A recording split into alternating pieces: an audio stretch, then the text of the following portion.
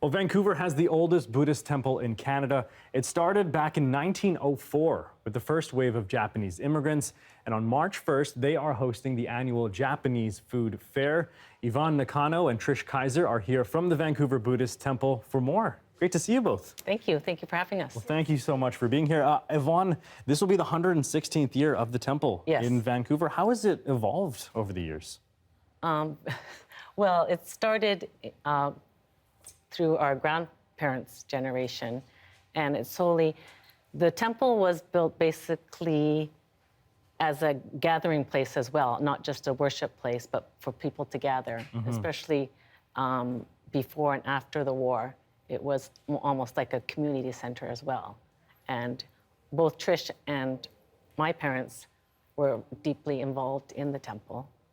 And just kind of following suit. Yeah, and we're just sort of following our traditions and culture. And of course, extra preparation this year, because you brought all of this in. Well, yeah. This is an amazing spread. Yvonne, can you take me through some of it? Yes, well, we can start with our Manju.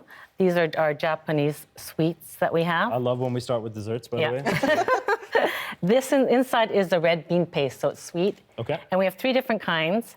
We have one that is grilled. The outside is grilled like a pancake. Okay. And these ones are steamed. And these ones, yaki manju, are baked. They're baked. I'm going to try the baked one, yaki manju. Go ahead. And how much of a difference does that make? Obviously, texture, but yeah, the flavor-wise? texture-wise. This is almost like a cake kind of texture. And what's that in the middle? That's the red bean It's red paste? bean, yes. That's delicious. And it's not overly sweet as well. No, no. Which is a staple in Japanese cuisine? I think so. I think, for the desserts, they're not overly sweet. Yeah. I also hope starting with dessert is a staple as well. Yes. But I don't know if that's the case. Take us through what else is here. Okay, and this is one of our main dishes is udon. We serve it fresh. That's what mostly people come to our bazaar for. We cook our stock 2 days in advance with chicken broth and also kelp. And then we have chicken. This is Naruto Maki, which is like a fish cake, and then green onions. And then we have chicken teriyaki, which I think everybody knows. Fan favorite, I imagine? Yes. And then we have also sushi. Sushi. And this sushi is a traditional sushi. It's called Futomaki. And it's mostly, there's no raw fish, basically. I see. It's cooked vegetables and cooked fish. And these brown are inari sushi, which is made out of tofu. Like a fried tofu. Yeah, and cooked, simmered in soy sauce, sugar, and mirin. I've heard this called the best Japanese food you can find in Vancouver. Is that fair to say? I hope so. I think because it's more home-style cooking. Right. What you would find at home as opposed to a restaurant. So it's more authentic. I know you've prepared a demonstration for us. Can you take us through this?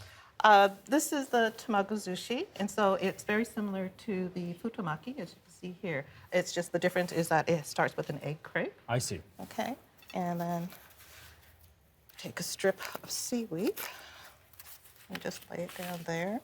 And then we just have the different fixings that go inside. So it's cucumber, Cucumber, egg, and just egg, and crab. some crab. How long have you been making sushi for, Trish? Probably 20-some odd years, maybe a little bit longer. It's sort of following my mom's footstep. And she used to do New Year's preparations, and then I would help her, and I just kind of followed suit. Best way to learn. Yeah, I think so. How important is that idea of learning from your parents, given the tradition of the Buddhist temple, but also when it comes to food, something that's so traditional? Oh, I think it's very important because if we don't learn from our parents, we sort of lose that.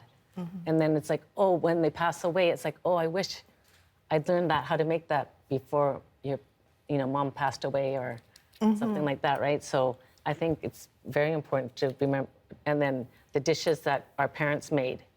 Now, before you fold this up, I need to ask, what is this pink stuff on top? This is a sort of a dried fish that is sweetened. It's sweetened with sugar, and I think there's a little bit of food coloring. It kind of makes it pretty. I love the color on that. Yeah, it really enhances the sushi, I think. Yeah. Tell us a little bit about why it's important to have a food bazaar like this. This is basically one of the biggest fundraisers for the temple because the temple is a nonprofit. And so by having the food sales, it helps bring in money to the temple. It also brings the community together.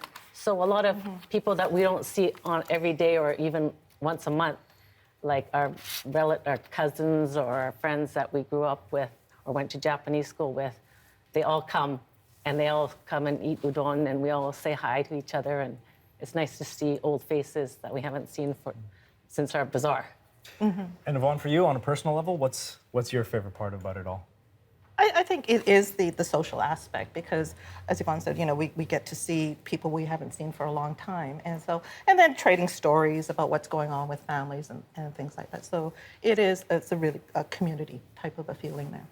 It's great to see you both. Thank you so much for making the time for us today. Thank you for having us. And enjoy the weekend. Thank you. We will. Be busy. That looks amazing.